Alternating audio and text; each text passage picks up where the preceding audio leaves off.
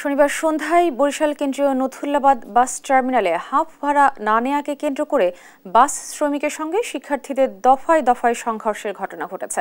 এ সময় বাস ভাঙচুর, সড়কে অগ্নিসংযোগের ঘটনা ঘটে। এ নিয়ে সর্বশেষ জানাতে সরাসরি যুক্ত হচ্ছেন সহকর্মী শাকিল মাহমুদ। শাকিল, এ ঘটনায় কোনো মামলা হয়েছে কিনা জানাবেন আপনি আমাদের।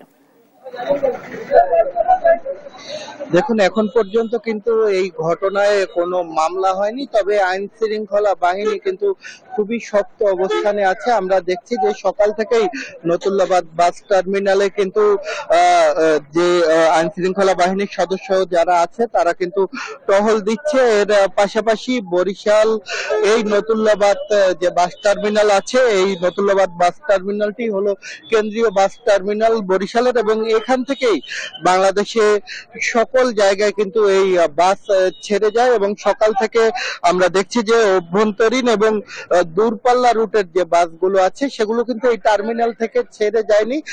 তবে বরগুনা, পটুয়াখালী থেকে, ঝালকাঠি থেকে যে বাসগুলো ঢাকার উদ্দেশ্যে যায় সেগুলো কিন্তু, সেই পরিবহনের বাসগুলো কিন্তু চলাচল করছে। পাশাপাশি আমরা দেখছি যে বেশ কিছু পরিবহন যে গাড়িগুলো আছে যেগুলো ঢাকার উদ্দেশ্যে চলাচল করে সেগুলো কিন্তু এখান থেকে ছেড়ে যাচ্ছে আমরা দেখছি।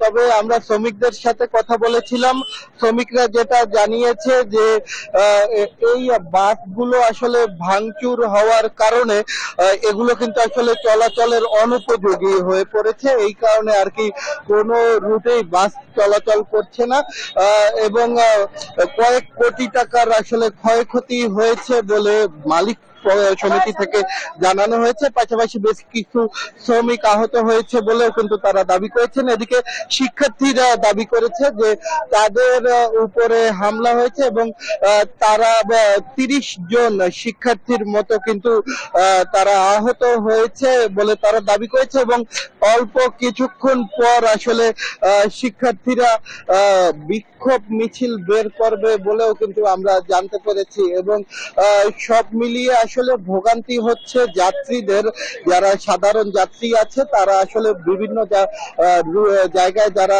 গন্তব্যে যেতে চেয়েছে বাস চলাচল না করায় তারা বিকল্প যে পরিবহনগুলো আছে সেগুলোতে তারা চলাচল করছে, এবং এর ফলে আসলে অতিরিক্ত ভাড়া গুনতে হচ্ছে তাদের, এমনটি অভিযোগ করেছেন কিন্তু যাত্রীরা।